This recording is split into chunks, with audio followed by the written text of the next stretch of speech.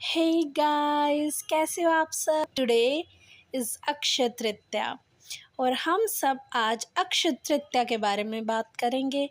अक्षय तृतीया का महत्व जानेंगे। दो तरीके के नज़रिए जो अक्षय तृतीया को लेकर मोस्टली लोगों के रहते हैं, उस बारे में हम आपसे बात करेंगे और आप कमेंट में ज़रूर बताइएगा कि आपका कौन सा नज़रिया है। ध्यान से सुनिए। किसी भी अच्छे कार्य की शुरुआत धर्म, दान आदि का अक्षय है लाभ। किसी भी अच्छे कार्य की शुरुआत धर्म, दान आदि का अक्षय है लाभ। इस दिन किए पुण्य का फल कभी कम नहीं होता, तभी तो इस दिन को अक्षय तृतीया कहा जाता। आप सभी को इस शुभ दिन की बहुत बहुत बधाई। खूब आगे बढ़िए, नाम कमाइए, लोगों को प्यार दीजिए।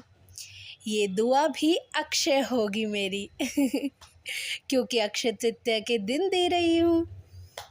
तो आप सभी का स्वागत है मेरे चैनल मीडिया स्टार पर। आज आप सब ऑडियंस के लिए एक नई खबर है। क्योंकि आज अक्षय तृतीया है तो मैंने अपने रेडियो का ऑफिशियली नाम रख दिया है। आज इस शुभ दिन पर अपने रेडियो का ऑफिशियल नेम मैं आप सबको बताने जा रही हूँ। मेरे रेडियो का नाम रहेगा राधा की धारा। तो अब से हम राधा की धारा के संग बहेंगे।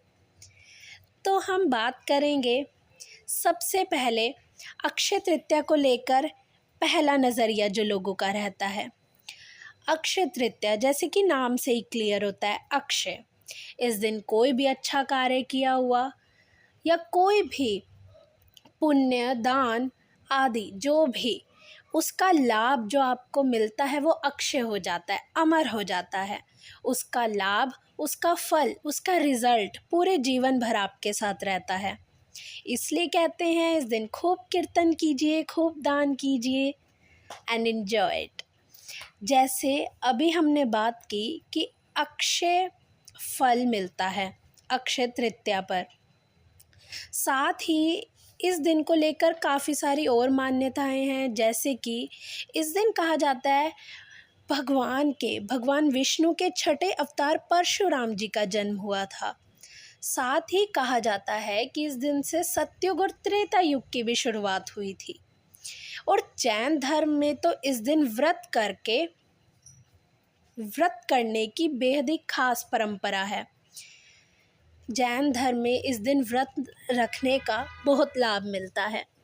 बात करेंगे, ये भी माना जाता है कि भगवान श्री कृष्ण ने महाभारत में युधिष्ठिर को इस दिन अक्षय पात्र दिया था, जिसमें कभी भी अन्न खत्म नहीं होता। आपको तो एक कहानी के बारे में पता ही होगा। जब द्रौपदी माता पांचों पांडव सहित वन में चले गए थे, तब ऋषियों को अन्न खिलाने के लिए उनके पास घर में चावल का एक दाना भी नहीं था। तो तब ठाकुर जी द्वारा दिया गया अक्षय पात्र ही उनके काम आया था और उन्होंने सारे ऋषियों को भोजन कराया था। तो ये तो था इसका एक नज़रिया। अब मैं बात करूँगी दूसरे नज़रिए के बारे में। अक्षय तृतीया के दिन एक और ख़ास कार्य होता है। आप सबने वृंदावन का नाम तो सुना ही होगा, वृंदावन गए भी होंगे। आजकल तो वैसे भी कलयुग के भक्तों पर ठाकुर की बहुत कृपा है। लगभग सब पर ही जादू कर रखा है।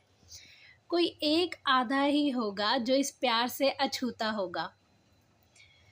तो हम वृंदावन में स्थित सप्तनिधि में से प्रमुख श्री बांके बिहारी की बात करेंगे। हाँ, अक्षय तृतीया साल में सिर्फ एक दिन ही बांके बिहारी के चरणों के दर्शन कराए जाते हैं भक्तों को। और ये कहीं ना कहीं श्री हरिदास स्वामी, जिन्होंने बांके बिहारी जी की स्थापना की थी, उनकी लीला से जुड़ी है। असल में जब श्री हरिदास जी बांके बिहारी की सेवा करते थे, ये बिल्कुल स्टार्टिंग की बात है तो तब बांके बिहारी के चरणों से स्वर्ण मुद्राएं प्रकट होती थी। उन स्वर्ण मुद्राओं को कभी भी श्री हरिदास जी ने अपने लालच के लिए उसका इस्तेमाल नहीं किया, ना ही कभी अपना लालच उसमें देखा।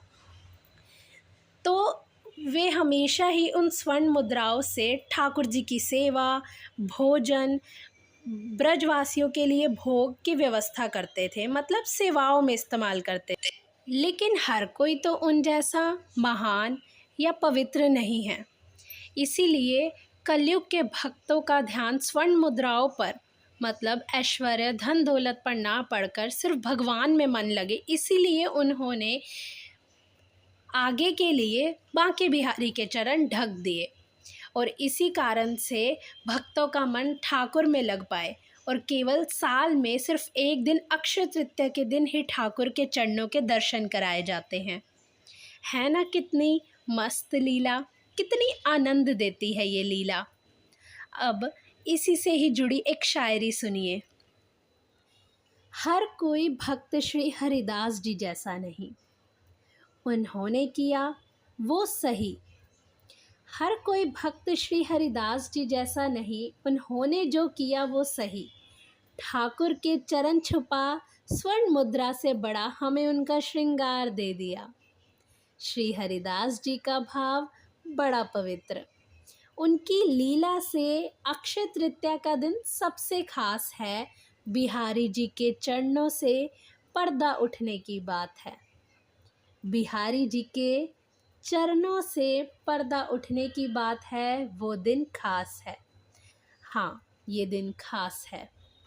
आप सब कमेंट्स में ज़रूर बताइए कि किस किस ने अभी तक बांके बिहारी के चरणों के दर्शन किए हैं। मैंने तो अभी तक नहीं किए और मैं ये बहुत मिस करती हूँ। तो चलिए, जिसने नहीं किए उसके लिए मैं प्रेयर करूँगी और आप सब जो भी सुन रहे हैं वो सब प्रेयर करिए कि बांके बिहारी आप हमें और हमारे सब भक्तों को, भाई बहनों को जो आपको मिस करते हैं, उनको जल्दी अपने दर्शन दो।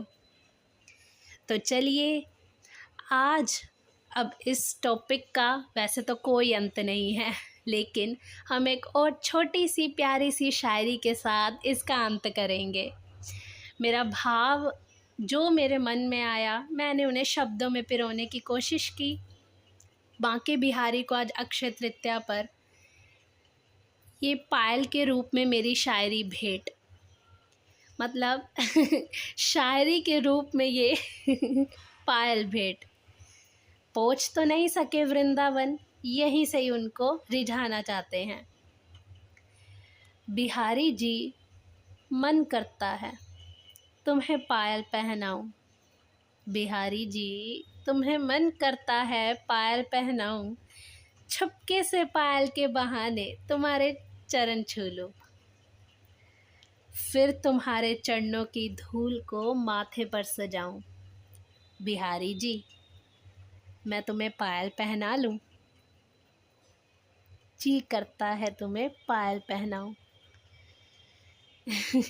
किस किस का मन करता है ये करने का, ज़रूर बताइएगा।